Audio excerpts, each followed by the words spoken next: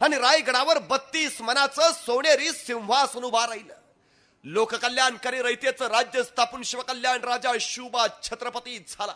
सकळ गुणमंडित अखंड लक्ष्म्यालंकृत राजकार्य धुरंधर श्रीमान महाराज राजाधिराज छत्रपती शिवाजी महाराज ही किलकारी रायगडाच्या कणाकणाला, महाराष्ट्राच्या मनामनाला आणि काळाच्या क्षणाक्षणाला भेदून चालती झाली. आणि खऱ्या अर्थानं शेतकऱ्यांचं, कामकऱ्यांचं, कष्टकऱ्यांचं राज्य या मातीमध्ये अवतरलं.